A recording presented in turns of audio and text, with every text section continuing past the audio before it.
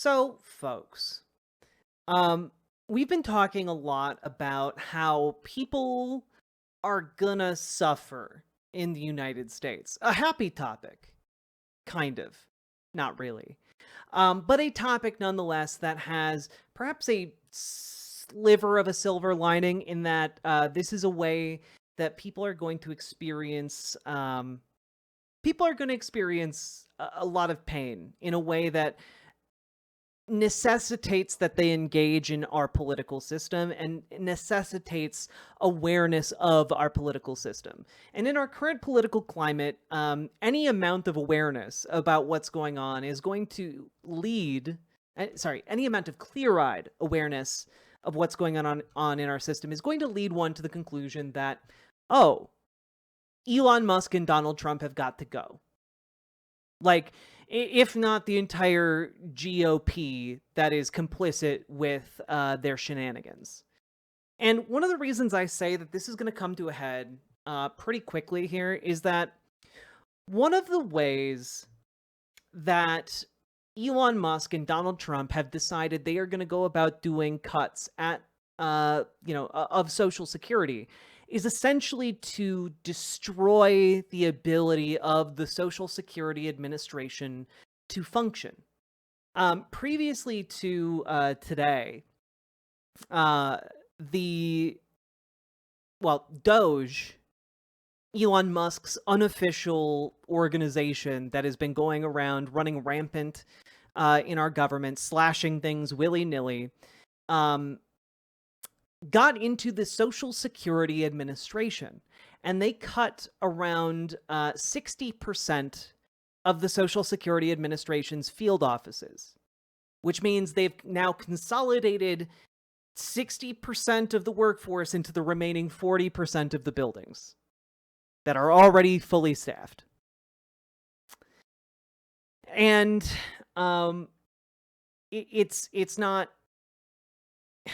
it's not good.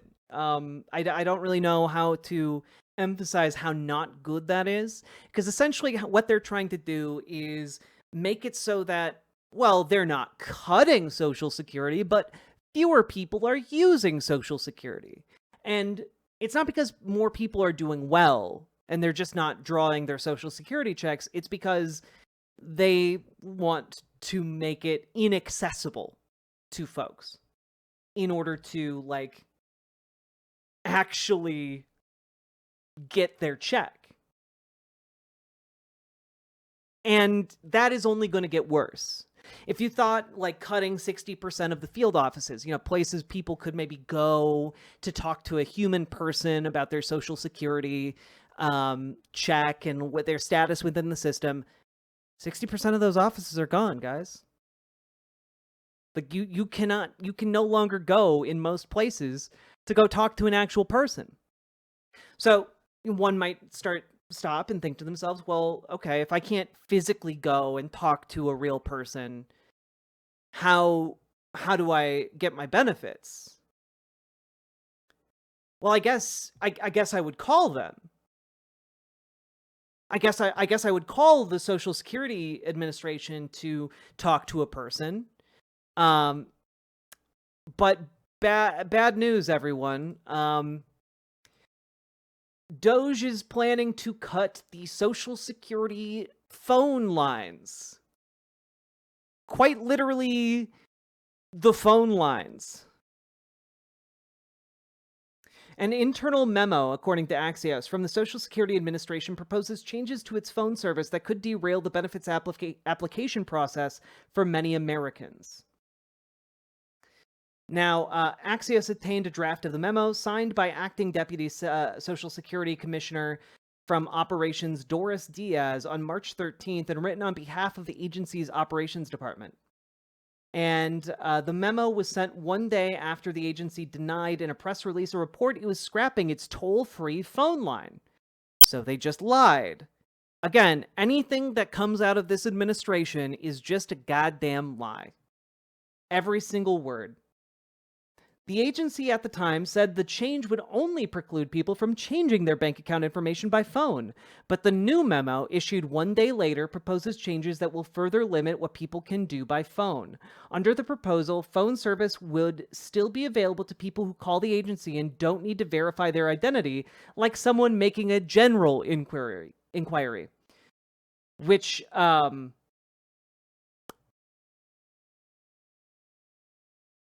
people don't call the Social Security Administration to make general calls. Like, oh, what's the street address of the building? I want to drop by. Like, that's maybe 0.0001% of all their calls.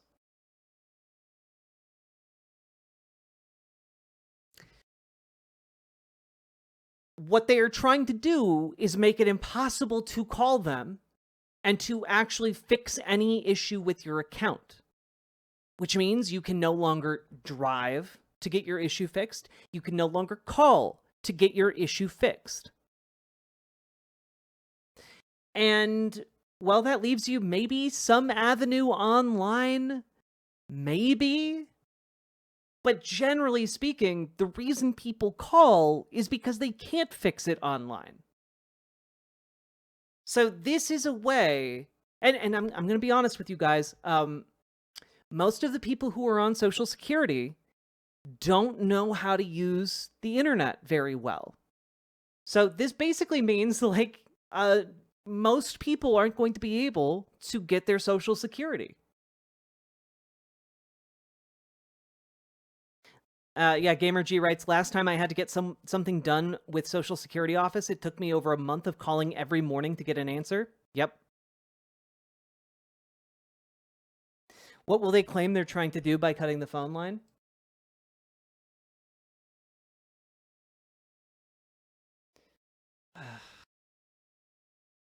Well, these changes, if implemented, would cripple field office operations, and they're already badly paralyzed, a former official told Axios, requesting anonymity because they were on a job search and might work in the future with the Social Security Administration. Benefits are adjusted regularly as people's incomes change, they explained. Forcing all those folks to come into a field office would, in essence, break the agency.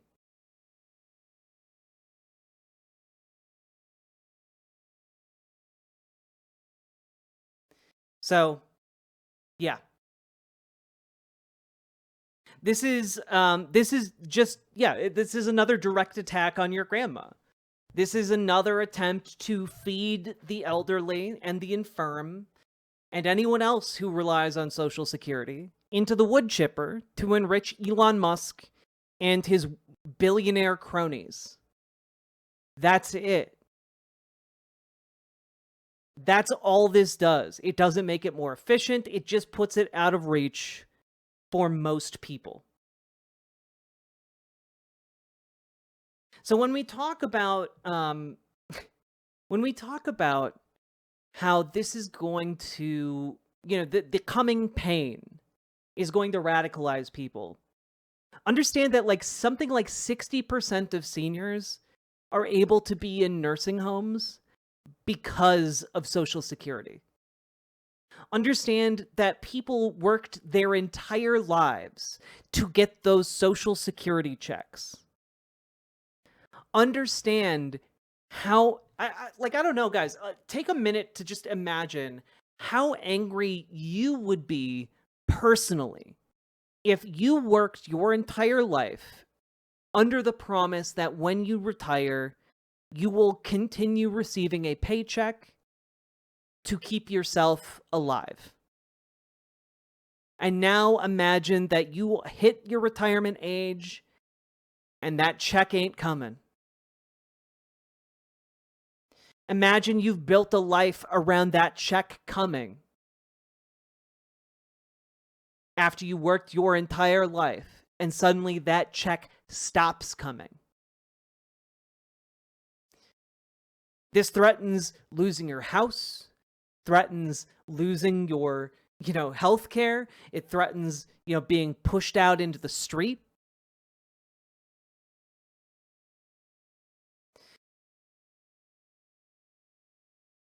And now imagine that this is imminent. When we talk about how systemically pain is going to radicalize our population and necessitate political awareness and action, this is the kind of rage and economic hardship that is going to open doors. It's going to open a lot of people's hearts in a lot of different directions. And people are going to be looking for, hey, why is this happening to me? Who is doing this to me?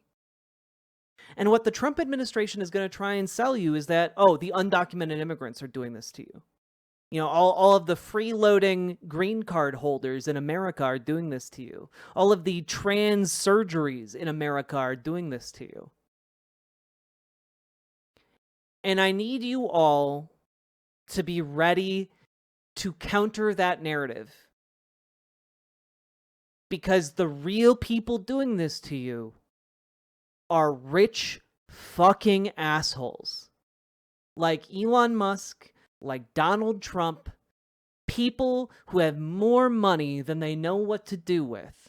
More money than any single one of us here can imagine. And they're doing it so that they can pocket the money from your grandparents as they get kicked out into the street to die. Do not fall for the tricks this administration is going to try to pull. And when people start looking around for a reason, point them in the correct direction. Get involved now in your local political scene so that you can build out protest movements that are productive and protest movements that are productive that can provide for the community. Okay? Join your local DSA, your local Dems, organizations that can grow and that when they grow can perhaps provide essential services that people are going to need and going to rely on to survive that pain. Your local IWW. Honestly, I don't give a fuck what org it is, as long as it is a local org that is actually doing something. You know? Whether it's DSA, your local church group, whatever the fuck it is, join it and start getting to work. Join your local homeless shelter. Join your local soup kitchen. Okay? Like, I don't give a fuck as long as you're doing something productive. If you're all just sitting around jerking each other off about like a coming revolution or whatever, that's not productive. Go find another group to join. Okay? If all you're going to do is that, I don't give a fuck. You'd be more effective joining Tesla Takedown or Indivisible or any of these other grassroots protest orgs, okay? If you are feeling alienated and alone right now, that is exactly what this administration intends. Join a protest org like Indivisible or Tesla Takedown. Seeing other people as angry and as engaged as you will help. And once you start making it a habit, you can continue building it out from there. Okay?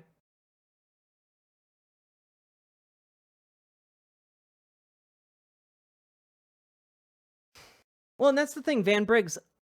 Most people don't pay attention to politics. Most people just don't pay attention. Most people in America haven't heard of Project 2025. They don't want some money, they want all of the money. Exactly. Dragon sickness. Yeah, there is one way out, and there is no one coming to save us. The Democratic Party as a whole is not coming to save us in this time. Chuck Schumer has made that abundantly clear. So our job is to figure out what our local options are. Organizations that can help. Organizations that we can, organize around and give teeth to, that can be effective in our communities. There's one way out, and that is through organizing. Full stop. One thing you need to start looking at, especially if you're in a rural community, folks, you need to start looking at organizing your workplaces. This is going to be a place in the coming deregulation spree of the Trump administration that we can actually make a lot of headway in. DSA, IWW, different groups getting around organizing in workplaces is going to be very effective. Because guess what, guys? This fucking shit, this streamlining U.S. pork and poultry processing, oh my God. Guys, hey, you remember how people talked about, like, how children used to lose hands in, like, meat factories? Like they'd put their hands in machineries or get sloppy with a blade while carving up different cuts of meat. Well, the Trump administration wants to bring that back. Okay? If you're like, wait a minute, they want to bring back child labor? They've already been doing that in these meat processing plants. Child labor is already back in a lot of these rural communities. Okay? And on top of that, these new deregulation moves essentially serve to eliminate safety protocols in order to speed up production. And what you need to understand about speeding up production in pork and poultry processing is that speeding up production comes at a very human cost. It comes at the cost of limbs, at the cost of lives, at the cost of, like, human beings. People process that meat, not machines.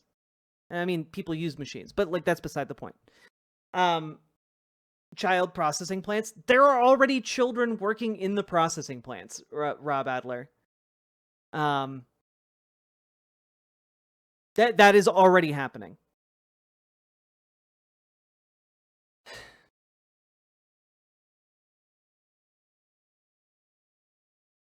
So, like, when we're looking at this, the only reason this policy exists is to put more money in the pockets of the owners of these slaughterhouses and processing plants at the expense of their workers. You know, if the bosses of these plants can make, you know, $1,000 in profit and it comes at the cost of one child's hand, that's a price they're willing to pay. Full stop. That's a price they're willing to pay. And you have to ask yourselves, is that a price you're willing to pay? Are you willing to give your child's hand up in exchange for some rich fuck to have $1,000 more in his pocket? I wouldn't be. And then ask yourselves, hey, do I live near one of these processing plants? And if you do, maybe it's time to start thinking, hey, who can I work with to organize a union in this processing plant? It's a worthwhile question. We need to start these fights all over the country on a large scale. And you know what? Like, there is going to be pushback from the powers that be. But we need to do this. There needs to be thousands of workplaces. Didn't they cut funding to OSHA? You bet your bootstraps they did. I used to guard at Tyson in my town. Oh, Lee Kestner, I bet you have a lot of stories about that one.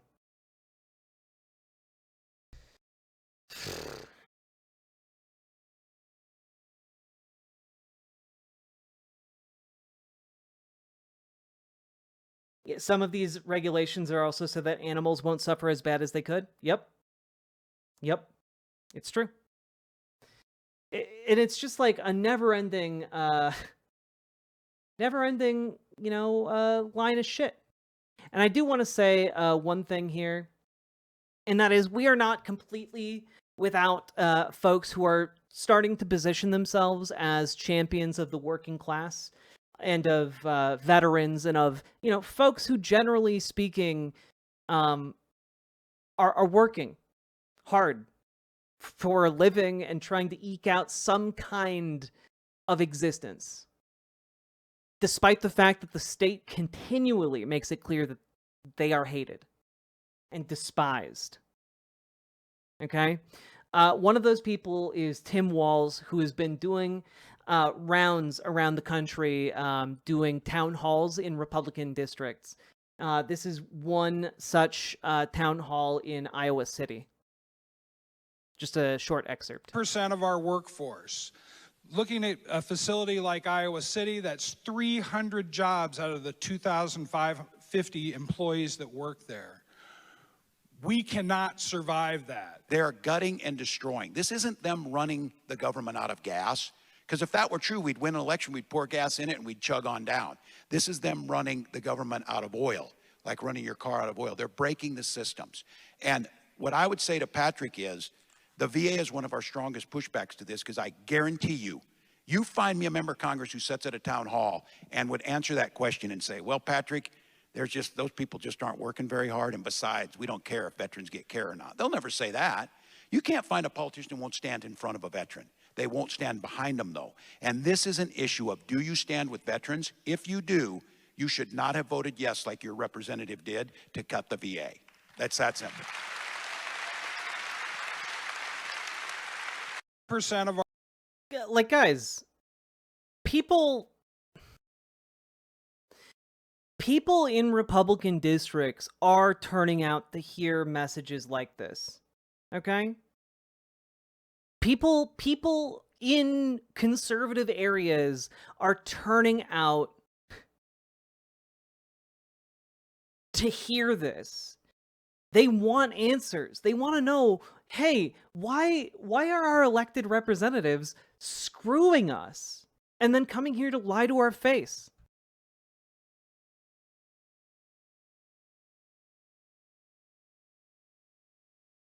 It is really a moment where I feel like I am seeing stuff I haven't seen before. Here is, and honestly, a lot of these protests, a lot of these town halls, they're not making a ton of big news. Okay? Here is a march that happened in New York a couple days ago against cuts to food aid, cuts to SNAP, cuts to, Social Security, Medicaid, etc. And like, you can see in this, tons of people, many of them quite old. Snap cuts killed me, held by an elderly woman here. Death by Doge.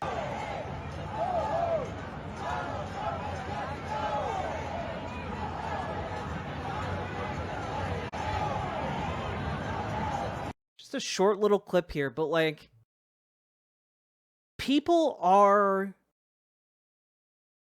starting to take action. And if these elderly people can get out there to protest, so can you guys.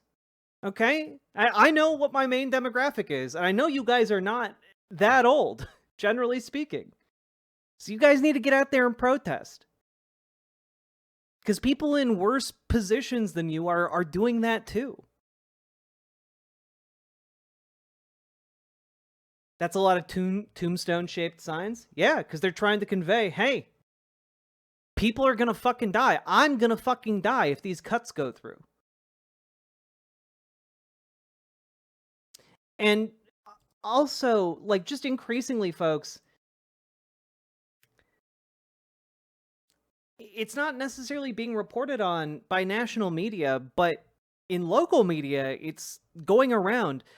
ICE is starting to really hit home in a lot of local communities and take on kind of that Gestapo role, And I know that it's kind of been trite for a while to call ICE, the Gestapo, but like quite literally, this is some reporting from yesterday.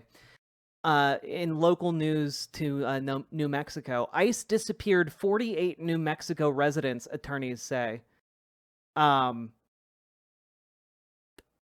Like,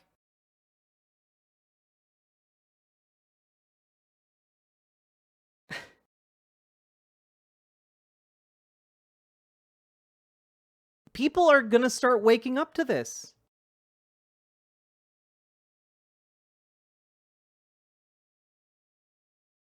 It's not trite. Oh my god. You understand that my language is just to indicate that, like, sometimes people really jump on a bandwagon for a phrase. Like, okay, cool. I'm glad, cause like, man, I'm trying my best to like get through all this shit, and like it's so much. It's so fucking much. Like I mean, like, if there's anyone who is like, oh man, Gestapo, you're being hyperbolic, it stopped being hyperbolic a little bit ago, you know. But yeah, in the first week of March, ICE says it arrested 4 dozen New Mexico residents as part of immigration raids in Albuquerque, Santa Fe, and Roswell. Now those people are unaccounted for, according to an American Civil Liberties Union of New Mexico civil rights complaint filed Sunday, which alleges all 48 have been forcibly disappeared. What we know is people in our community are gone. Workers are gone. Family members are gone. Our neighbors are gone, said Marcela Diaz, founding executive director of Somos Un Pueblo Unido. According to ICE's own announcement, it arrested most of these people not for criminal convictions, but for violations of civil immigration laws, such as illegal entry or re-entry after deportation. Diaz said Albuquerque, Santa Fe, and Roswell's mayors told members of her organization that they didn't know the arrests would happen, and that ICE had assured them they would only be going after people with criminal convictions. Oh my god. Guys, why are you getting hung up on this? Why are you getting hung up on the... Oh my god. You're right. You know what? You're right. You guys can like go do your own shows. Oh my god.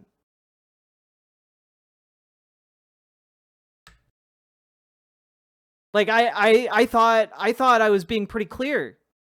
I thought I was being pretty clear. Was I not being fucking clear enough? Was I not being fucking clear enough about the language? About like, hey, guess what? They are the Gestapo. Was I not being fucking clear enough?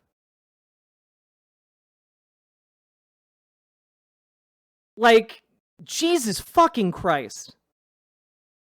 Like, it's incredible to me sometimes that I start a story and it's like, hey, 50 people got disappeared by this government organization that's completely unaccountable. And, you know, like, some people have been calling them the new Gestapo. And you know what? That's accurate now. And it's like, I don't know how you're hung up on the terminology for the organization when the material reality is 50 people are fucking missing. When an auditorium full of people are gone.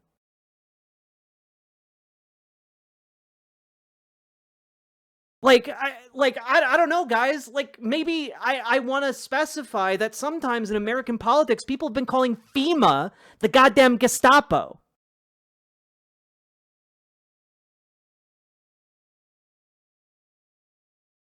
Do people not understand?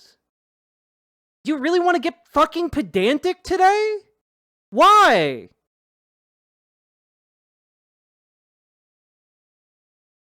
Like, why the pedantry? I don't understand.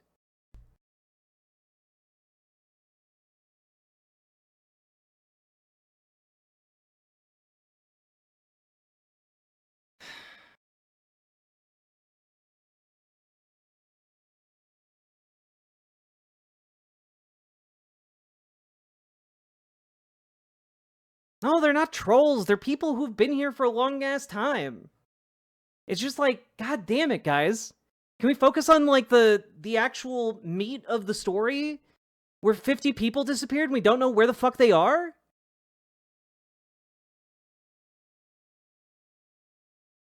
God damn it. We have to means test the language, I guess. For fuck's sake.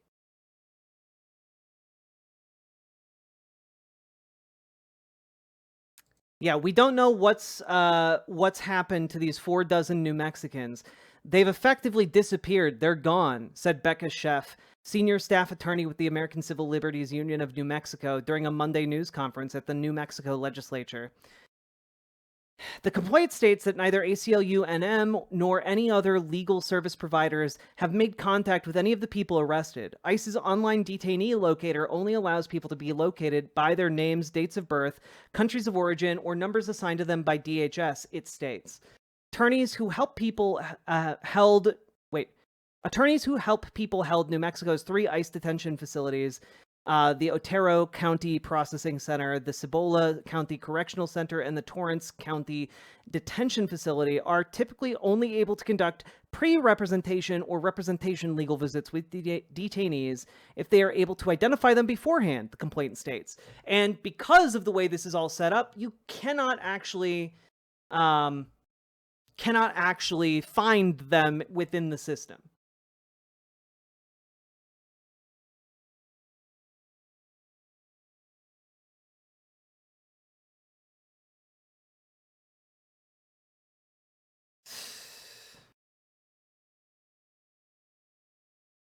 Yeah, the point I was trying to make, guys, is that if there was any doubts as to the hyperbolicness of it, because you know what?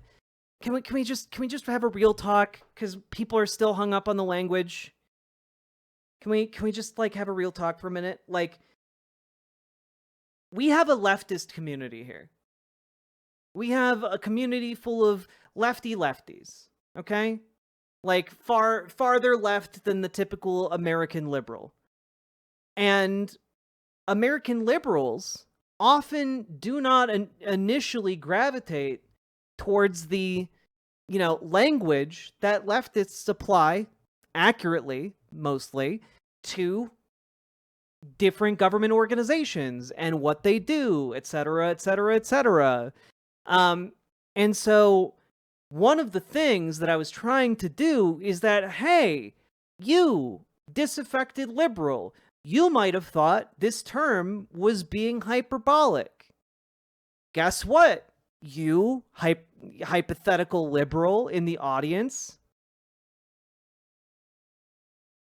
Oh, fuck. Rob Adler, I understand the chat's point. I'm doing my best to not go fucking ballistic. So please stop. Eat the rich, not each other. Mini-Me, good point. Thank you for the $5 dono. The point is that disaffected liberals think that the terminology was hyperbolic.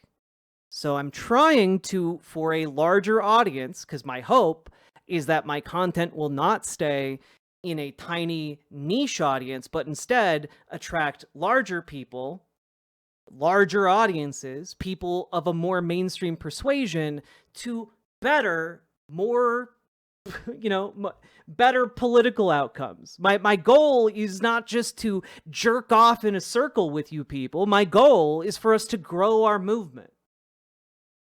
And so when I say, like, hey, some people thought this was hyperbolic, but it's not. The point is to point out that it's fucking not! Mom, alliteration baby, in a time where people are being kidnapped by the government, has retreated into another reality where she doesn't feel well because of the weird energy. Yeah, and I think that is only going to be like a protection for a little while, One-Eyed Heathen. People can only check out for so long. So, anyway, the reason I use the language I do often is to try and appeal and to bring in people who might think similarly to us, but are primed for better politics. That is one of my goals as a communicator on politics. I want to radicalize people to better leftist progressive politics. Okay? That is one of my goals. And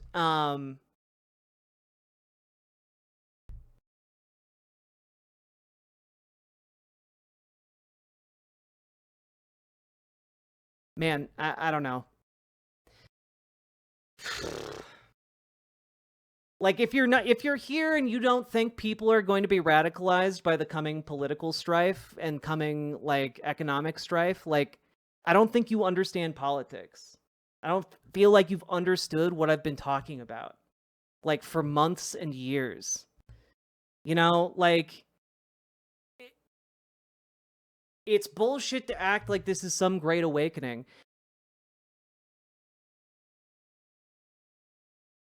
And the reason I'm talking about all, like, have you wondered why in this segment I started off by talking about Social Security, and then I talked about, you know, meat processing plants, and then I talked about, you know, veterans, and then we talked about, you know, people protesting in the streets, and then we talked about ICE detainees? It's because no one single thing is going to radicalize everyone. It is a mosaic, a tapestry of pain and suffering, the likes of which none of us have ever experienced in America, that is coming home.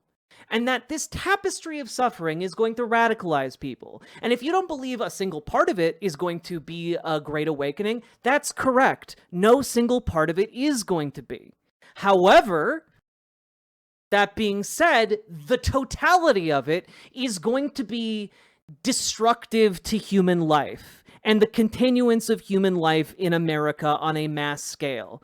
And so, like, you can say, oh man, people are just not going to care. And frankly, if you think that people are just going to lie down and fucking die in the streets quietly, I think that that is woefully, weirdly naive in the most nihilistic way possible. So, like, all I'm asking is that you understand the general thrust of where I'm going here, guys. Like, that's... We have people in chat right now who, like, have radicalized already in their politics because of what has happened. And there are only going to be more folks looking for answers for why is this happening? Why are they doing that to us? Why is my dad dying?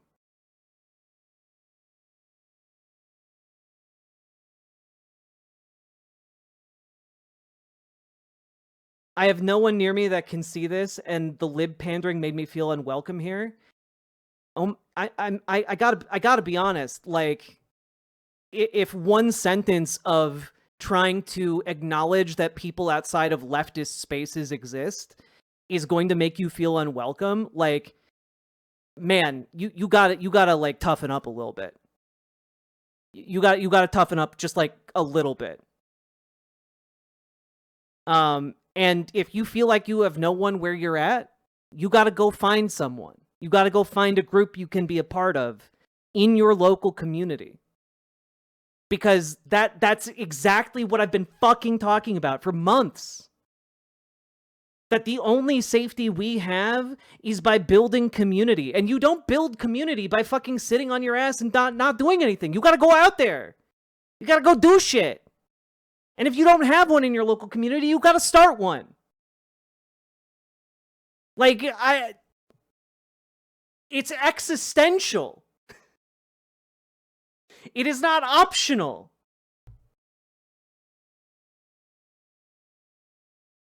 So, like, I don't know, fucking toughen up a little bit, gird your fucking loins, and get out there and do something.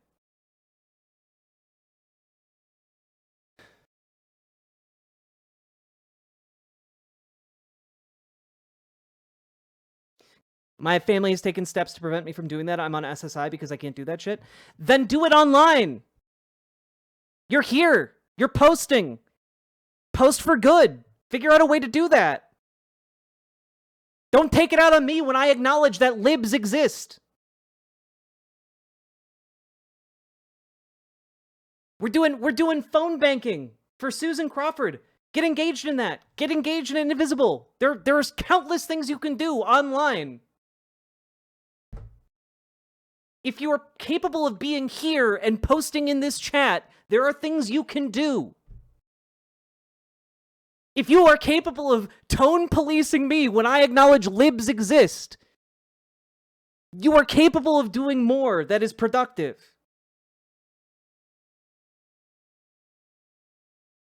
And I'm sorry that I'm yelling at you because you are clearly in a rough spot, and I do feel bad about that. Also, I'm fucking infuriated. And that is not your fault.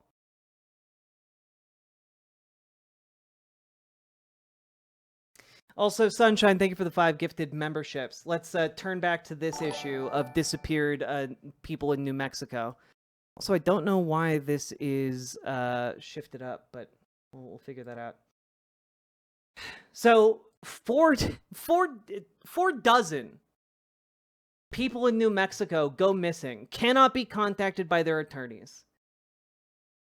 No one here in New Mexico should have to live with this kind of fear that they or their loved ones could be picked up and effectively disappeared. And I want to add on to this earlier reporting that we talked about here on the channel, which is effectively that, hey, folks, if you are indigenous here in America and you are a member of a reservation or a tribe, you need to make sure you have your paperwork on you as a precaution. I know that folks across the southern United States, indigenous communities have been advising for folks to do that. But I'm also here just in case you missed that message. You should do that. Because one of the things, especially in tribes or nations that have, land on both sides of the border, ICE is targeting those communities as well. So make sure you have your paperwork on you. It could save you from being deported in a time of crisis. Okay? If they come knocking.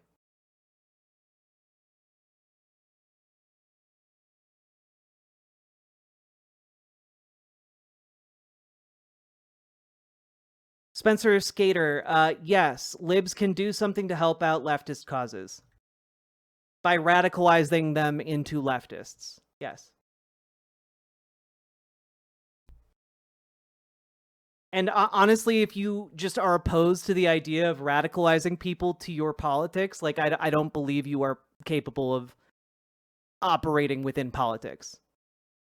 People who reject the notion that people can be radicalized to better political positions, I don't have time for it, because what the fuck are you doing engaging with politics in the first place? I have no time or patience for people who are here to stroke their own egos in order to completion. I don't have time for that. That was a luxury of a year ago. We don't got that anymore. We need to pull disaffected libs left so the fascists don't pull them right. Yeah, unironically.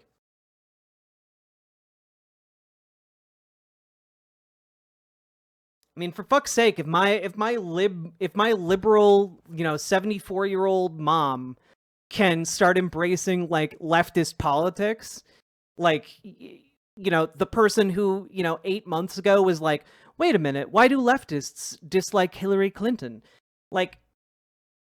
Then no one is a lost cause. No one is a fucking lost cause.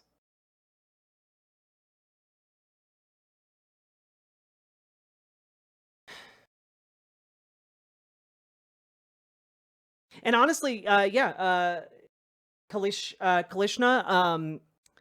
one of the best things, especially if you are someone who is homebound for whatever reason, one of the best things you can do is make memes. Make leftist memes. I don't care if they're bad memes. I don't care if they're ugly memes. I don't give a shit. Make them.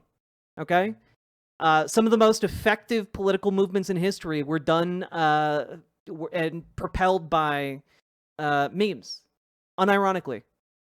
Anti-monarchist movements all across Europe have been fueled by pamphleteers with crude drawings making fun of their leaderships. And you know what? We got space to do it again. Do it 10 times harder than they did. They did that. They did all that with the fucking printing press. You can do it with the click of a few buttons. Yeah, I look. People let the couch fucker thing die. I want you to post couch fucking memes 10 times harder than you ever have before.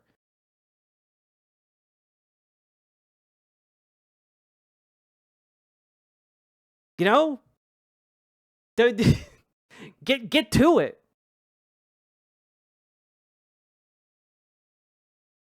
Are you suggesting we meme? Look, if you're someone who's stuck at home and you can't get out and organize, or you're bored, yes, meme harder than you've ever memed before.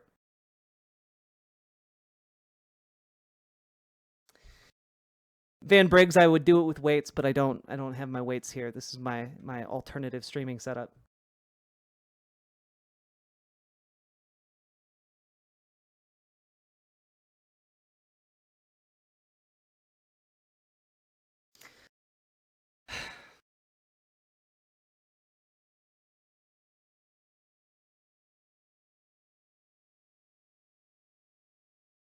So, on top of that, folks, we got all kinds of protests sparking up across the United States. From earlier this week, veterans marched on Washington against the cuts to the VA, against the cuts to, their jobs. Veterans are being, one thing you should make note is in these massive governmental layoffs, veterans make up a third of all the federal workforce. So a bunch of unemployed, angry veterans now have a bunch of time in order to, march and protest in Washington, D.C. Worthwhile to keep in mind, especially because those cuts are going to keep coming. There is no sign that cuts to the VA, cuts to veteran employment are going to slow down. Okay? And one thing I would love everyone to do is share around this. This is from the ACLU of Massachusetts, Know Your Rights Family Preparedness Plan. Basically, this is a packet of information that you can download and give to your family members or to any folks with undocumented family or people who might be targeted by ICE, in order to let them know what their legal rights are and in order to give them concrete steps they can do if ICE comes to their door. This is just, disseminating information. Also very, very important. ICE is Immigrations and Custom Border Enforcement. Wait, no. Oh my God! Why am I having a mind fart? I for whatever reason my brain is trying to combine ICE with CBP. Fuck. This is what I get for streaming at 2 o'clock in the morning, huh? Immigration and Customs Enforcement. Thank you. Jesus.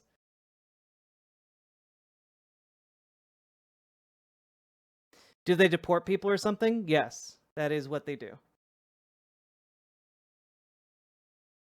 Jesus. Yeah, and Droning Goddess, exactly. This kind of information actually works. ICE agents are like fae creatures, fae folk. You learn their rules, and they are bound to operate by them. And at least for now, which is nice,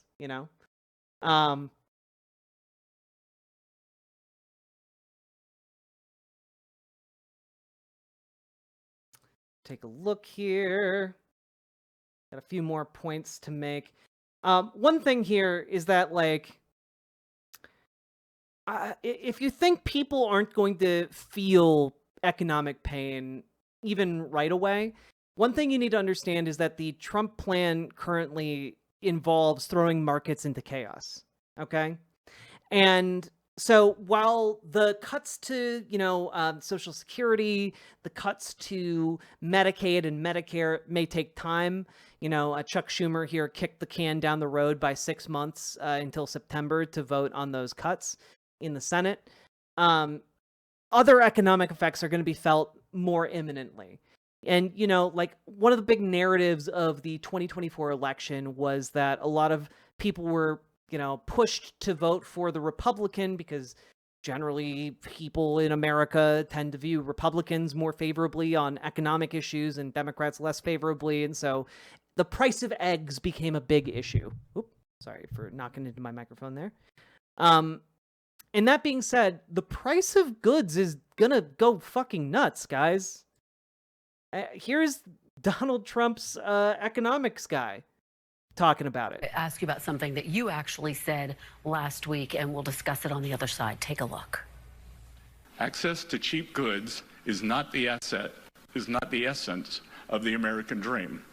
The American dream is rooted in the concept that any citizen can achieve prosperity, upward mobility, and economic security. Mr. Secretary, are you there essentially saying that the Trump administration is comfortable to have consumers pay more for goods in America?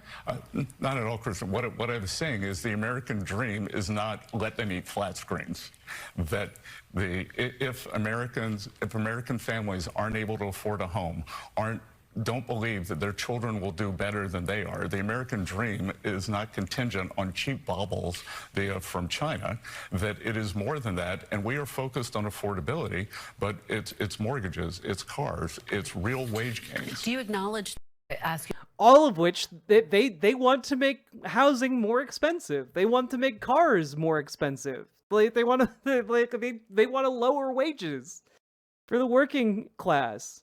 Like, dude's also literally doing like a Marie Antoinette quote, like, "Oh, it's not let them eat flat screens." Like, what? What are you doing? Yeah, like Donald Trump literally put a tariff on vehicles. Like, I don't know. You know, it is. The juxtaposition between what the administration is saying and what the administration is actually doing is going to be revealed by, by the actual economic situation, you know?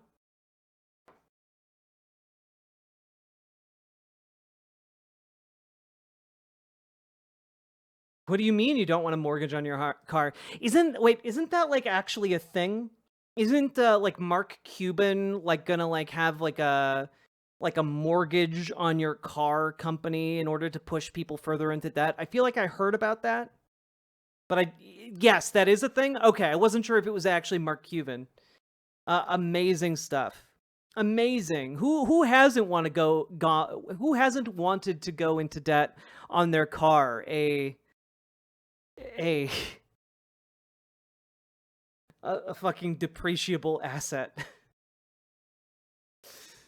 God.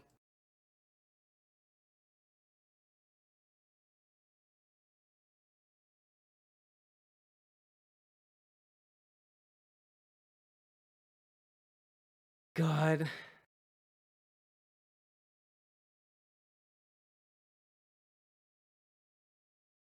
Is that surprising? No, it's just like, I don't know. It's like another nail in the coffin of our dystopia, you know? And when I say that, it's not to say that like dystopia is dying, it's just becoming a powerful vampire. Haven't car loans been a thing for a long time? Isn't car mortgage just a different name? Well, the thing is, I believe the idea is that you can have a loan on your car, own the car, and then mortgage the car. You know, effectively go double in debt for your car. In order so that you can then use the money to then pay for other things outside of your car. It's insane. A 30-year car loan is not normal. Yeah, exactly. It's fucking crazy. Used car sales are going to go up? Oh, absolutely. Absolutely.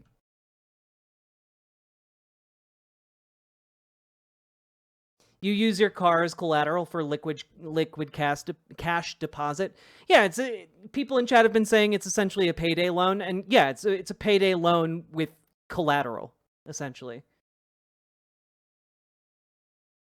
I firmly believe that this is like an even lower thing. Like, you would get your payday loans, but then if you get in too deep with the payday loan lender, you get a car mortgage in order to pay off your payday loans.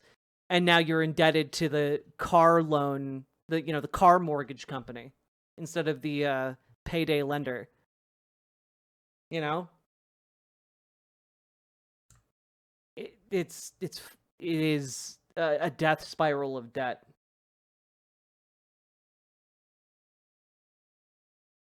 And like people are feeling this, guys. Like, people are already feeling the crunch and seeing like the effects of some of this, as tens of thousands of federal workers get I've fired. been in Spokane. Here's from a GOP town hall that happened yesterday. For 39 years from New Jersey. I've never been involved in politics before, but this is getting really scary. Okay, so the things that frighten me is the way this insane president talks about Canada as a 51st state. Taking Panama by force and buying Greenland. How does this person qualify as sane? Why is he not being impeached right now?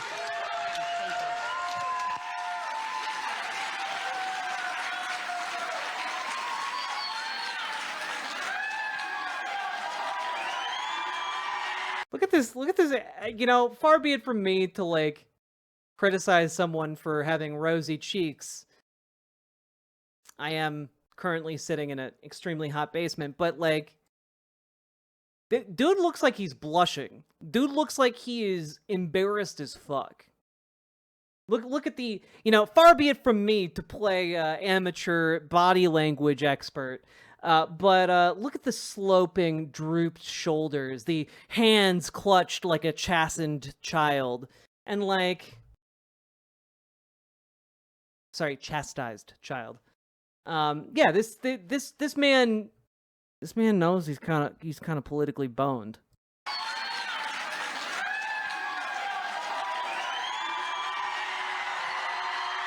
Also, can I just say, like, the vibe of him being like a naughty boy is emphasized by the fact that he's sitting in a cartoonishly oversized chair.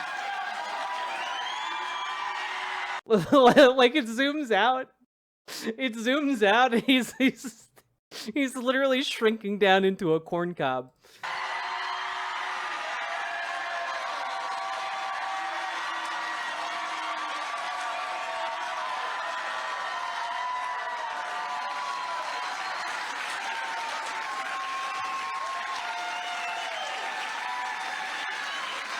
Like, dog, you're getting standing ovations at your Republican town hall for impeaching the president of your own party. This is Washington. Yeah. So, in short, I don't support us absorbing Canada. Canada, that would be like taking. Canada's been a good neighbor. Then why do you fucking support a president that's threatening them on a daily basis, you fucking principleless ghoul? Like, my God. Canada is much more liberal and left-wing than the United States. If we took Canada... Yeah, they've been a good neighbor to us, but we should never take them over because they're too left-leaning, is one of the fucking most brain-dead positions. I'm not assuming I'm assuming every word out of his mouth is a cowardly lie. Like, I don't know what... guys, I don't know how you watch my show and you come along thinking that, like, I believe every word out of a politician's mouth. Like, please, for the love of God, can we not do this? Can we not do this? Please? Like, for fuck's sake. It's just funny. Taking Canada would be like taking another California. It would tilt things towards the Democrats. Yeah, why would we want one of the largest economies in the world to be part of our country? Why that's just silly. They're too left-leaning. We don't want that. tens of millions of left-leaning people. Oh, disgusting.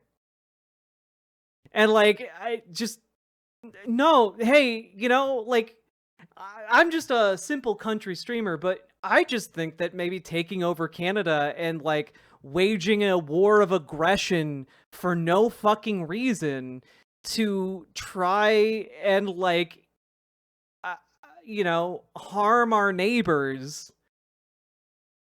just seems like a bad thing to do on principle. Like, you don't have to say it's bad because it would make us socialists or some nonsense like that. Like, it's just the wrong thing to do.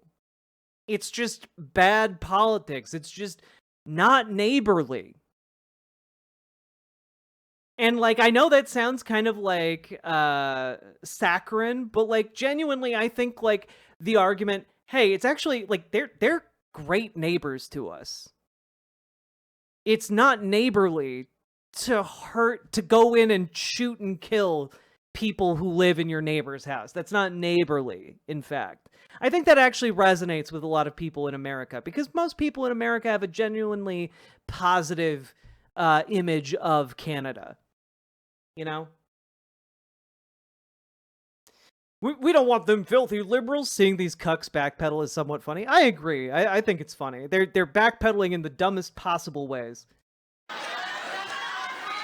Also, like they're literally booing him for saying this shit, which is insane.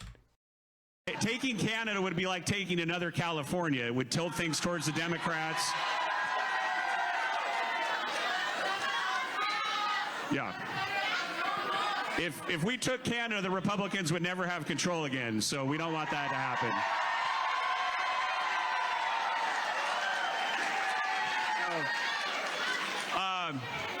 On the other two, if we could get Greenland peacefully, I'm all for. Oh my god. They're cheering the party never being in power again. This is wonderful.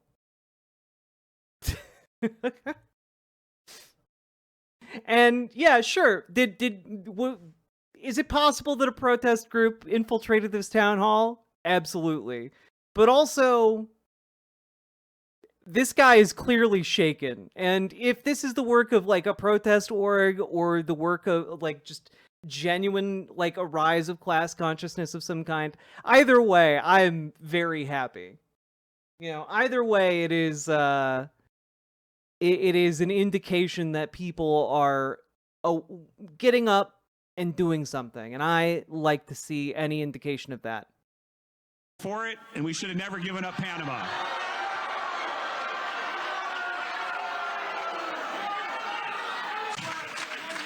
This is a question that comes from Barbara and can serve as our concluding question for the night regarding checks and balances between the different branches of government. Given the trajectory of the administration, the continued agreement of the Republican Party, is there a line in the sand for you? That is to say, is there any point at which you might stand up and tell them no? What is... Good question. I also am curious about that. In the interest of your people in Eastern Washington, what is your line in the sand? Well, in general, I swore an oath to the Constitution. It's very serious to me. I swore an oath to the Constitution before I went to Iraq. In general, I swore an oath to the Constitution. Don't you know? I swore an oath to the Constitution becoming a member of Congress. I would say that I understand this room is different than the rest of Eastern Washington, but you guys, you are.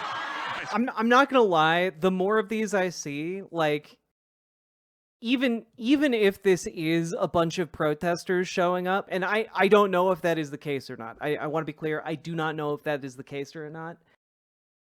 This is, I still think, incredibly effective at making these people look bad and shaking them and making them afraid of their voters.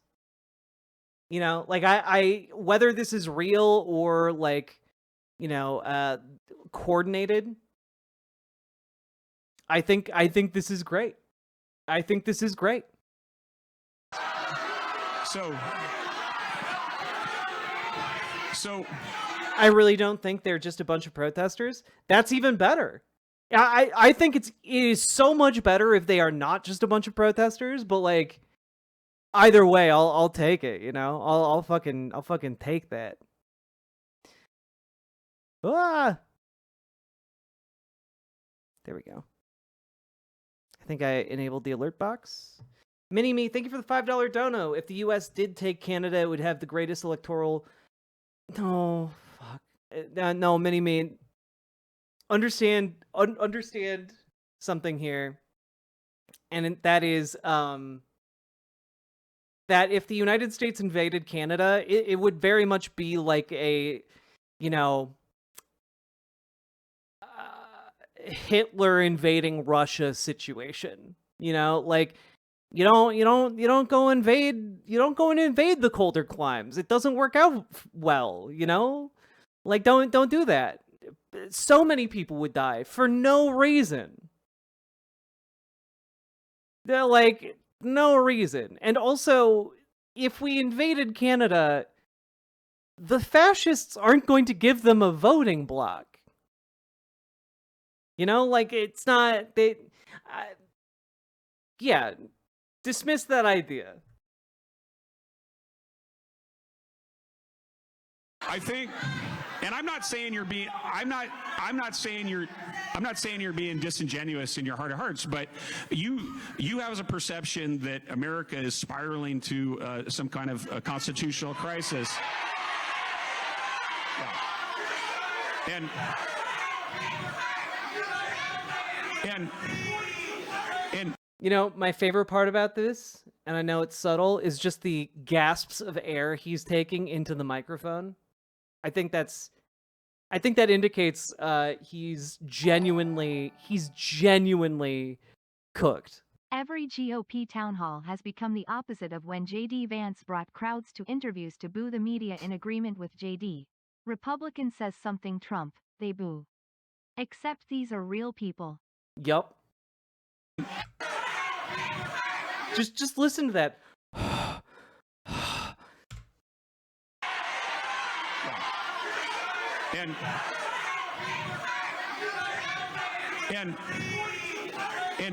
And by and large, while I would have some disagreements with President Trump on some things like tariffs and some other issues, by and large, what people of America see, what people of Eastern Washington see, is President Trump delivering on his promises. And so... Well, numerous town halls are scheduled. Incredible stuff. I haven't been able to find the full town hall. I would have loved to see the entire thing, but that was about the most of the town hall that I could see. I wanted to compare it, just out of curiosity. I wanted to compare it to this February 3rd town hall from this same lawmaker here. Let's see.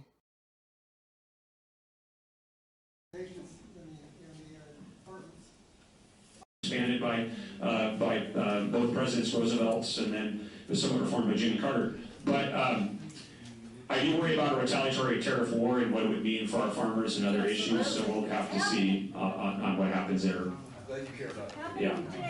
Okay. Yeah. Go ahead. We all know that there's more household income for. I'll repeat the question.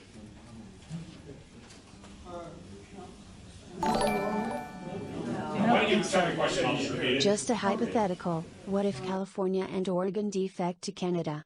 We would be screwed. I'm not engaging with that hypothetical. If you're in part of the education or part of that, with all of the outgoing we have right now going to different organizations in the departments, I really feel we do not even need to have a federal education department. There's a lot of them, I think, that needs to go by the wayside. They're costing us billions of dollars and we're not getting anything back home. So I just wonder what you thought about maybe getting rid of some of these organizations that we really don't need. Man, it must be so easy to be like elderly and just say, well, I don't think we need a Department of Education. You know, like,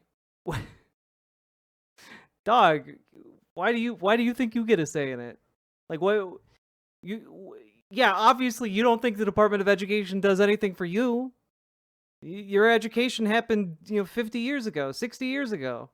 The question was about, he brought the Department of Education, which whether we need a federal Department of Education, which I think was started in the 70s by Carter, and then whether that needs to be there, what other agencies could be downsized. Is that what your question was? Yeah, I mean, again, in general, I'm someone that wants to have as much power in decision-making at the local level as possible. There's too much power in decision-making in DC, try to move it back here.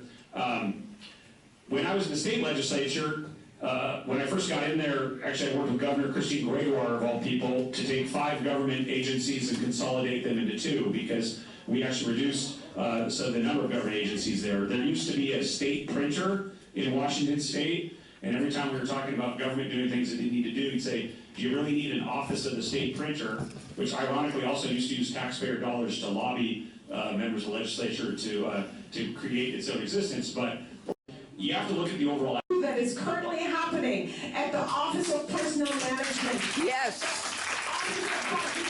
I mean, like, okay, I was wondering if it was all gonna be kind of like along the same lines of like, I think we should get rid of the Department of Education. What do you think about that, sir? And then like, some people being like, well, I think we should get rid of the Department of Education. Actually, thank you very much. And next question, and I'm really glad. I think we found that people in Eastern Washington are actually maybe a bit more engaged in this district. At the Office of Personnel Management, I was meant to get out the. Question over here? Yeah. Got it. All right, works half the time. Okay, my name is Michelle Kelso. I have been on active duty for 23 and a half years. This is my husband, Alan. Together we have over 45 years of active duty service, much of it in military intelligence. As your supervisor, I would like you to tell us what you're going to do to prevent this coup that is currently happening at the Office of Personnel Management. Yes. What are you going to do to prevent our president from taking the power? I have to apologize for my outburst when I burst out laughing when you talked about people just grabbing power, which is exactly what has been happening in the last 2 weeks. That's right, yes. Okay, so I was kind of curious to see if there was a change in tone and tenor here. And I think that like what we've seen is that it is the in the span of 1 month, this is February 3rd, okay? Month and a half, I guess. The town hall for the same politician that we looked at just prior to this was from March 17th. In the span of a month and a half, we've expanded how many people are showing up to these town halls to protest and make their will known to their elected representative. And that's pretty astonishing. We've gone from a small room full of impassioned people clapping on someone in a trans shirt, and now we're at an auditorium full of people clapping on people in trans shirts. It's nice. It's nice to see. Free Donald Trump from committing all these atrocious acts that are going to ruin our economy, ruin our government. That's what change looks like. And ruin our national standing in the world. The world is laughing at us. Yes, they are. So, as your supervisor, what are you going to do to prevent our country to go into ruins? Okay. I'm going to put that one in the same category as that was a statement. No, she asked a question. In other words, dude's literally just be like, I don't want to answer that. in other words, you're not going to do anything. Let him speak. He needs to say something. The first thing I want to say is, you said you represent all of us. And one of the things that bothered me about your presentation today was that you talked about how Democrats are not, generally speaking, good people. I think you said I'll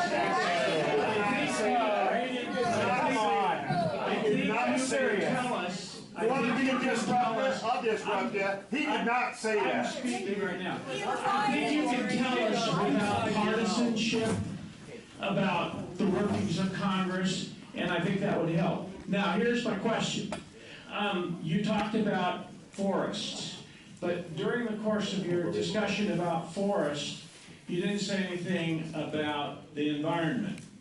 They can't thin trees in California, around LA, and that place burned like heck. And my neighbors up here, because they live in a fire zone, are seeing their insurance policies cut, actually refused coverage. We know because of where we live that we're being categorized as in a burn area. And so undoubtedly we're going to see real changes as far as insurance is concerned. Environment and economy are linked in those two. And so I think probably we ought to be talking about environment too. Yes. I mean, like, it's a good way to phrase a question to make him look like a fucking asshole when he, you know, out of necessity to protect his political views, has to say, fuck the environment. I think, let me just say the Democrat thing, you know, one of the reasons I pointed out that that we had significant Democrat support of those bills was because, again, I do think that bipartisanship, good ideas are good ideas, whether it's from Republicans or Democrats, and it's good when folks work together. And I was very pleased to do that when I worked with Governor Gregoire, so I mentioned that on reducing the government agency and other things. So certainly don't want to give anyone the impression I think Democrats are bad people. Quite the opposite of that. Yeah. Well, that, sometimes you got to call a spade, and that's what You know, oh no, the worst person you know just said just had a great point. We all hate Chuck Schumer over here. So I'm not here to sugarcoat it, you know, either. And just because, look, I do represent you, doesn't mean we agree on everything when it comes to constituent relations and those other things. But yeah, as you can see, there's going to be some key things that we disagree on, you know, in this room, and that's why the process works. Answer her question, please. Well, it's the same question we heard before. You be very clear again. Elon Musk works on behest of the president. The president in charge of the executive branches. I can't hear That's like saying the president stole it. It's the executive branch agency. You can't say the president stole your aid. He was elected president. He's head of the executive branch. That's how our constitutional system is set up. Like, man, he's getting cooked by, like, I don't know, a dozen people in this room of maybe 24 people. It's kind of nuts. And you know, we're gonna duck out of this one because I want to see and now compare it back to the full one, which Dragonfly